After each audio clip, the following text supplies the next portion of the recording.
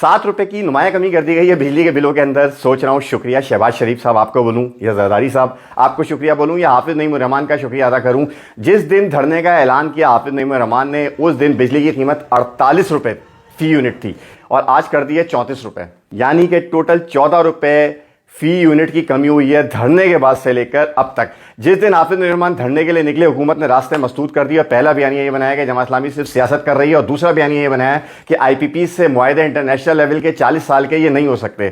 دھرنے کے اسٹیج کے اوپر مستقل حافظ نعیم الرحمان کا ایک ہی نعرہ تھا کہ آئی پی پیز کو لگام دینی پڑے گی, آئی پی پیز کے معاہدے ریویو کرنے پڑیں گے اور بجلی کے یونٹس کم کرنے پڑیں گے, عام آدمی کو اس کے ثمرات پہنچانے پڑیں گے. لیکن دوسری طرف حکومت کی طرف سے یہ تھا کہ یہ پاسبل نہیں ہے, ممکن نہیں ہے. دھرنے میں مذاکرات کے لیے آئے, اس کے بعد چلے گئے, بڑا عرصہ گیپ رہا. حافظ صاحب نے دھرنے کی ایکسٹینشن کر دی, اس کے بعد دوبارہ وہ آئے اور بالآخر دھرنے کے اندر مذاکرات ہوئے. دھرنے کے اندر مذاکرات کے اندر میں نے دیکھا کہ فراست علی شاہ دھرنے میں مذاکرات میں فراست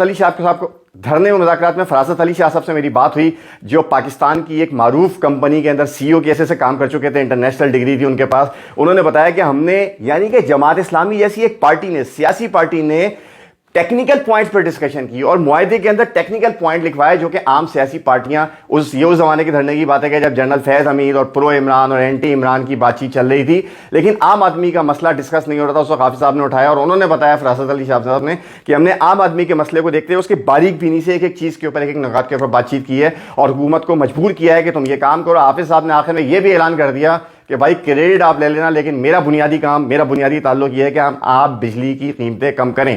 نہ صرف وہاں پہ کام کیا, اس کے بعد کراچی اور باقی دیگر جگہوں پہ گورنر ہاؤسز میں دھرنے شروع ہوئے. یہ پریشر بلڈ اپ مومنٹم بنتا رہا. میں خود ان دنوں میں پنڈی گیا دھرنے کی کوریج کرنے کے لیے, اور میں نے جب کوریج کرنے دوران اسٹیج سے جو حافظ صاحب کا عزم یقین دیکھا اور اس کے بعد جو میں نیچے آڈینس میں گھوما, مردوں میں, خواتین میں, تو مجھے نظر آ گیا کہ خواتین اور مرد واپس جانے والے بھی نہیں ہیں, عزم یقین ہے. اور اگر حافظ صاحب ذرا سا اشارہ کریں گے تو لڑنے, لڑانے, مرنے, مرانے میں بھی تلے ہوئے تھے لوگ. لیکن حافظ صاحب نے اس کو حکمت عملی کے ساتھ معاہدے کے اندر کنورٹ کر کے ایک فروٹفل کنڈیشن میں کیا اور مسلسل فالو اپ بھی کرتے رہے.